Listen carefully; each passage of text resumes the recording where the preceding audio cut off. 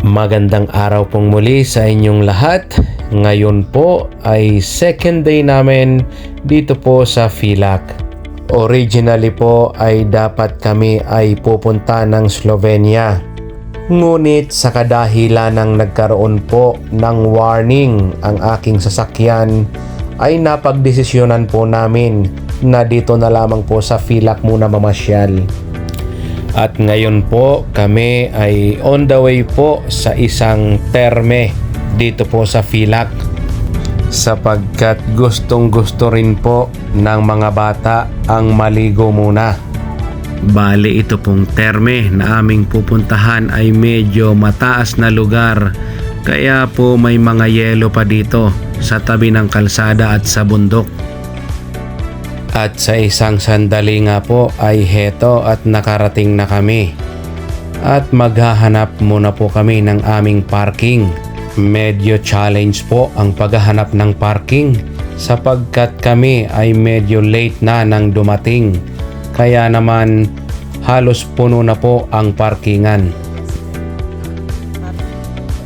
At sa ilang minuto po ng paghahanap ay thanks God, heto at nakahanap din kami ng parkingan. Ito pong lugar na aming pinuntahan ay napakaganda sapagkat dito po ay meron ding nag-skiing at nagro-rodel. Ito po ay Bad Kleinkirchheim. 45 minutes away lang po ito driving simula Filac. Heto at excited na nga po maligo ang mga bata. At pati na rin po ang matatanda.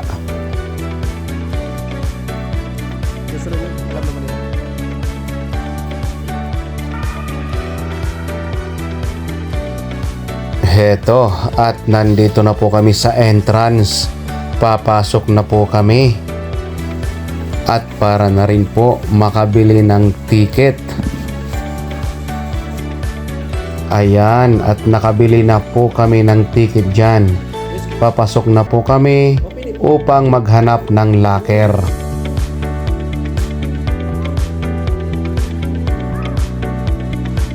Heto nga po at kanya-kanyang bihis na dahil excited na rin po ang mga bata. Hindi na po ako nakapag-video ng marami habang kami po ay naliligo. Dahil pati po ako ay nag-enjoy na rin sa pagligo. At after nga po ng 4 na oras ng pagliligo ay heto, pauwi na po ang aking naibidyong muli. Sa totoo lamang po ay medyo nagmamadali rin po kami ni Kuya na umuwi sapagkat kami po ay magluluto pa dahil nga po birthday ni Royben. At hindi nga po nagtagal ay heto at nakarating na po kami dito po sa bahay ni Bro Mark. Kami po ay welcome niya rin po dito sa Filac at ini-offer niya rin po ang kanyang bahay para po dito i-celebrate ang birthday ni Royben.